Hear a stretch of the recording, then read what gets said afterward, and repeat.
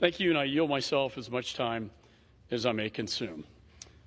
Mr. Speaker, for 75 years, the United States and Israel have been close friends and partners, working hand in hand on our shared priorities to keep our nation safe, secure, and prosperous. Along with our partnership with Israel, we've also many shared interests with our Arab partners in the region. The United States has consistently worked to help secure peace in the Middle East, and we remain committed to enduring peace throughout the region. Not only do we want to ensure regional security, but economic prosperity as well, which drives cutting-edge innovation. And we are all concerned about Iran's malign activities. A nuclear Iran is a threat to the entire region and the world and is not acceptable. And yet, for so many years, our friends would not speak directly to one another. Even after Egypt in 1979 and Jordan in 1994 established peace and diplomatic relations with Israel, other Arab countries refused. But then, in August 2020, everything changed. The UAE and Israel announced that they were normalizing diplomatic relations in a deal brokered by the Trump administration, which we now know as the Abraham Accords.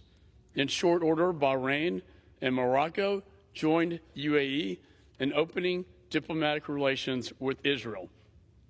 I was proud to be at the White House for the signing of these famous documents, the Accords, a game-changing development that benefits the United States, Israel, and our partners in the region.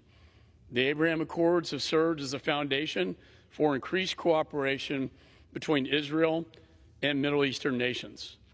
And we've already seen incredible leaps forward as these countries engage in defense cooperation, economic cooperation, and diplomatic engagement. What we have not seen, but we all wish to see, is more countries joining the Abraham Accords. Secretary of State Blinken was in Saudi Arabia last week, and I remain hopeful that one day, Saudi Arabia will engage with their neighbors and join these historic accords. Saudi Arabia and Israel would both benefit from working together on their shared interest. It's never been more important that we continue to prioritize the expansion of these agreements.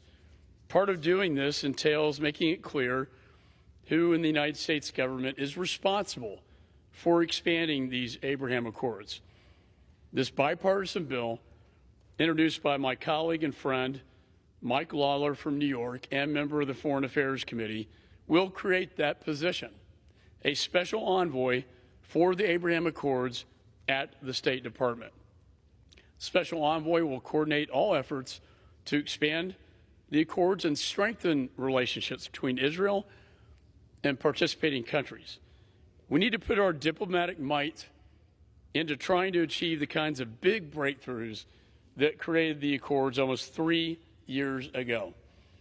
This legislation, Mr. Lawler's bill, does exactly that. So I urge my colleagues to join me in supporting this important measure, and I reserve the balance of my time.